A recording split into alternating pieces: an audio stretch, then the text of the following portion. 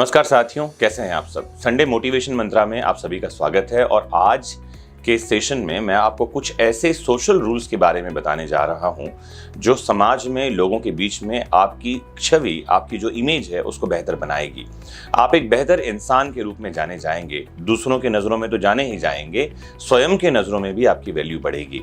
इन social rules को note down कीजिए और इन्हें प्रैक्टिस में लाइए। Rule number 1, don't call any person early in the morning और लेट एट नाइट। किसी भी व्यक्ति को सुबह सुबह बहुत जल्दी या देर रात को कॉल करने से आपको बचना चाहिए। और अगर किसी समय आपको कॉल करना पड़ भी रहा है तो आप एक बार पहले पूछ लें कि क्या ये बात करने का ठीक समय है, क्योंकि अगर उस समय बात करने में वो सहज न हो तो आपको बोल सकता है कि नहीं, अभी समय नहीं है, हम बाद में बात करेंगे। लोग करते ये हैं कि सीधे ही फोन लगाकर बात करने लग जाते हैं। तो बहुत जल्दी सुबह का मतलब है 9 साढ़े 9 बजे से पहले, और देर रात का मतलब है शाम को 7 या 8 बजे के बाद आपको किसी को भी कॉल करने से बचना चाहिए। दूसरा important rule, whenever you are calling anyone, introduce yourself. जब कभी भी आप किसी को फोन लगाएं तो जरूर अपना परिचय दें। लोग फोन लगाकर सीधे ही पूछने लग जाते हैं कि पहचाना नहीं, मैं कौन हूं, जानते नहीं हो। आप कोई भी हो, आपको ये बात केबीसी के प्रोग्राम से सीखना चाहिए, जहां किसी को भी कॉल लगाकर अमिताभ बच्चन हमेशा ये कहते थे कि हेलो, मैं अमिताभ बच्चन बोल रहा हूं। और ये बहुत महत्वपूर्ण है। जब भी आप किसी से बात करें, भले ही आप ऐसे व्यक्ति से रोज बात कर रहे हो, तो भी आप उस व्यक्ति को बताएं कि मैं बात कर रहा हूं, क्योंकि हो सकता है कि उस तरफ कोई और हो। ये भी पॉसिबिलिटीज हैं कि आपकी आवाज सुनाई ना पड़ रही हो ठीक। ये भी पॉसिबिलिटीज हैं कि अगले ने अपना नंबर चेंज कर दिया हो, फोन चेंज कर दिया हो और आपका नंबर सेव ना हो। और ठीक दूसरी बात यह है कि जब भी आप किसी को फोन लगाते हैं, जरूर ये पूछिए कि उस तरफ कौन है। जैसे आप अपने मित्र को फोन लगाया है जिसका नाम है एक्स, तो फोन लगा के पूछिए क्या मैं एक्स से बात कर रहा हूं, मैं फलां बोल रहा हूं, और फिर बात स्टार्ट कीजिए। ये बहुत महत्वपूर्ण रूल है, खासकर तब जब अपने सोशल नेटवर्किंग में आप बात कर रहे हैं, अपने किसी सीनियर से बात कर रहे हैं। दोस्तों के बीच इतना फॉर्मल होने की जरूरत कई बार नहीं होती है, लेकिन हाँ, फिर भी मान लेते हैं आप अपने दोस्त के घर में फोन लगाया है, फोन उठाया उसके पिताजी ने, और आप सीधे पॉइंट पर आ गए, ऐसी कोई बात बोल गए जो आपको नहीं बोलनी चाहिए थी। तो ये आपके लिए, आपके फ्रेंड के लिए और आपके फ्रेंड के पिताजी के लिए, तीनों के लिए एम्ब्रेसिंग हो सकता है। तो बेटर यह है कि फोन लगाकर पूछिए कि क्या फलां बोल रहे हैं, बताइए मैं ये बोल रहा हूं, और अपनी बात शुरू कीजिए। तो जैसे ही आप कहेंगे क्या आप अंकित बोल रहे हैं, तो उधर से हो सकता है उसके पिताजी कहें कि नहीं, अंकित अभी बाहर गया हुआ है, फोन सामने रखा था तो मैंने उठा लिया है। फिर आप बताइए कि मैं ये बोल रहा हूं और ये मैसेज देना था।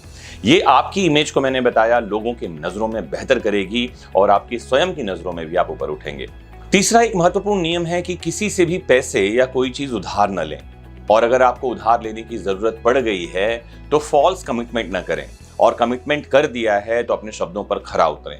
जैसे अगर आपने किसी से कोई सामान उधार लिया है, पैसे उधार लिए हैं, और आपने कहा है कि मैं सोमवार तक आपको लौटा दूंगा, तो कोशिश ये करें कि आप उसको संडे ही लौटा दें, या कम से कम सोमवार को लौटा दें। और जब कभी लौटाएं तो कृतज्ञता व्यक्त करें, ग्रेटिट्यूड बताएं कि आपने मुझे ये मदद की, इसके लिए मैं आपका आभारी रहूंगा। होता उल्टा है, लोग क्या करते हैं, पैसे दे करके याद रखते हैं और लेकर भूल जाते हैं, जबकि सामाजिक नियम यह है कि पैसे देकर भूल जाइए और लेकर याद रखिए। महत्वपूर्ण यह है कि यदि पैसे लेने वाला, उधार लेने वाला अगर लेकर याद रखे तो देने वाले को वैसे भी याद करने की जरूरत नहीं है। चौथा महत्वपूर्ण रूल, कहा गया है कि मांगो उसी से जो दे खुशी से और कहे ना किसी से। ध्यान रखिए, जब कभी आप उधार लेने या कोई मदद लेने जाते हैं, पहली बात तो ऐसे किसी काम से बचना चाहिए। वो उधार लेकर घी पीने वाली कहावत किसी काम की नहीं है। कहा गया है ना, चार्वाक कहते हैं, यावत जीवेत सुखम जीवेत ऋणम कृत्वा घृतम पिबेत।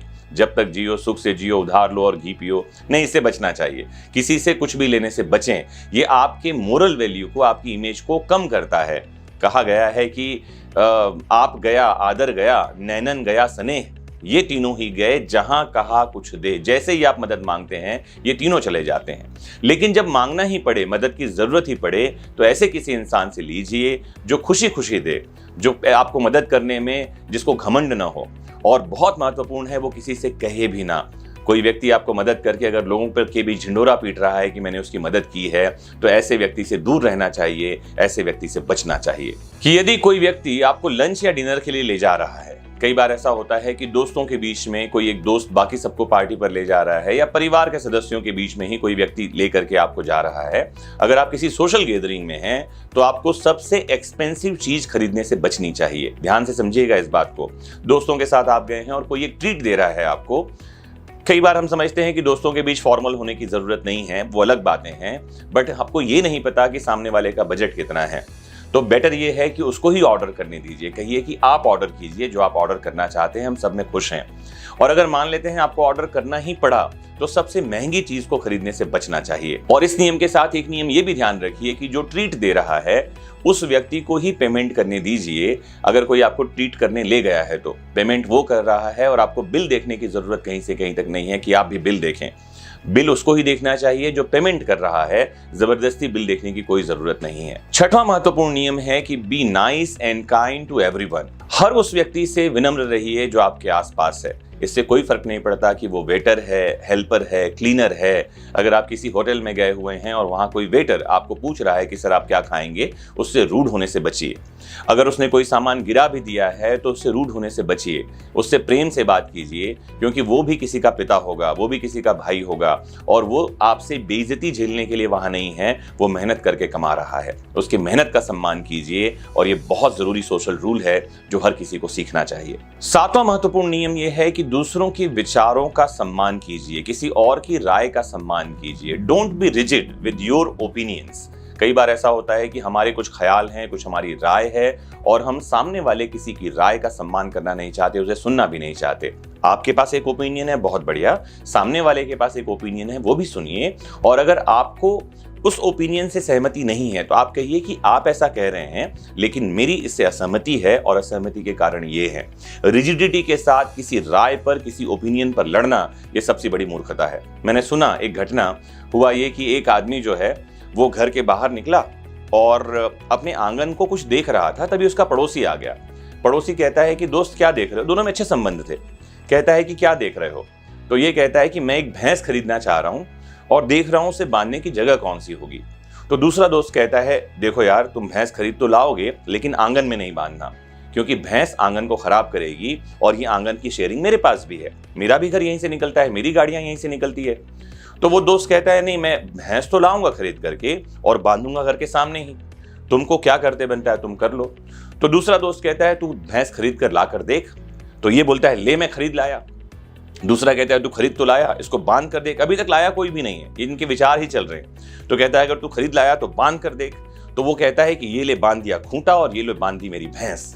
अभी तक हुआ कुछ नहीं है। ये दोस्त घर के भीतर जाता है, छुरा निकाल लाता है, उसके पेट में मार देता है।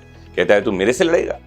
ये जो बातें हो रही है ना, ये सिर्फ रिजिडिटी के कारण है, अपनी सोच के कारण ही है कि आप हिंसक हो जाते हैं। और आप जब दूसरे की सोच का सम्मान नहीं करते हैं तो मनमुटाव और कटाव पैदा होता है।